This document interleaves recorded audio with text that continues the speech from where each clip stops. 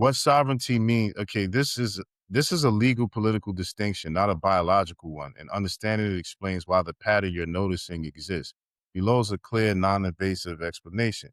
What sovereignty means in this context: sovereignty equal recognized authority to govern a people or territory independent of another state. There are two different kinds of sovereignty at play. Indigenous internal sovereignty, recognized within a colonial state, U.S., Canada, applies to original peoples inside the state's borders, does not equal full nation state sovereignty, is limited, delegated, and conditional. This kind of is granted to Native American tribes, First Nations, Aboriginal groups. International external sovereignty, full nation state status, recognition to international law, borders, embassies, armies, treaties. This applies to African countries, European countries, Asian countries. Why original peoples are framed as sovereign? Indigenous peoples are recognized as having residual sovereignty because they pre-existed the colonial state and they did not migrate into it. Their sovereignty is framed as never fully extinguished. This is the legal workaround that allows settler states to keep the land, retain ultimate authority while acknowledging some pre-colonial rights. It is not generosity, it is containment.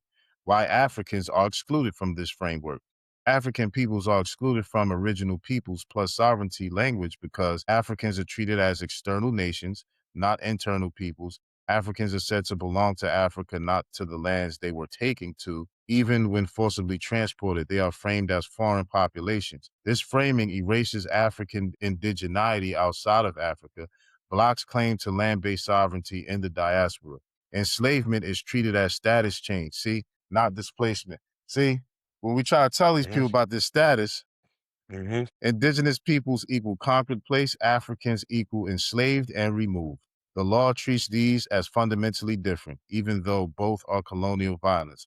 Why North Africans are the exception? North Africans are often classified as Mediterranean, Near Eastern, folded into old world civilization narratives. See that?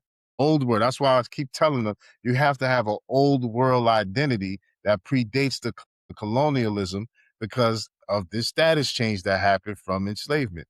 Folded into old world civilization narratives, recognized historically as state forming peoples. This allows recognition of dynasties, caliphates, kingdoms, continuity with Europe and Asia, inclusion and sovereignty narratives. Sub-Saharan Africans, by contrast, are racialized as tribal, framed as pre-political or non-sovereign, even when they clearly had empires and states. This is racial hierarchy, not historical fact. The core contradiction, this is the key point. Africans are the oldest continuous human populations on Earth, the source of multiple ancient states and empires. Yet they are denied original peoples framing outside Africa, denied residual sovereignty status, reduced to a racial category, not a political one.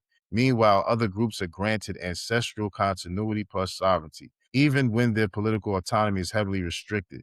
This is not accidental. Is this racist? Is this racist and dispossessive? Structurally, yes.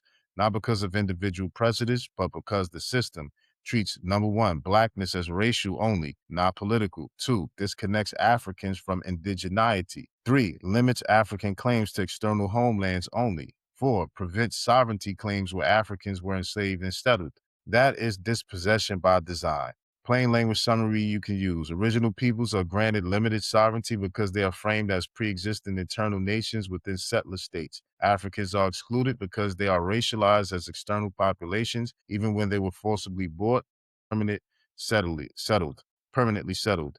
This distinction preserves land claims for some groups while denying Africans indigeneity and sovereignty, making the framework structurally discriminatory. What you was gonna say?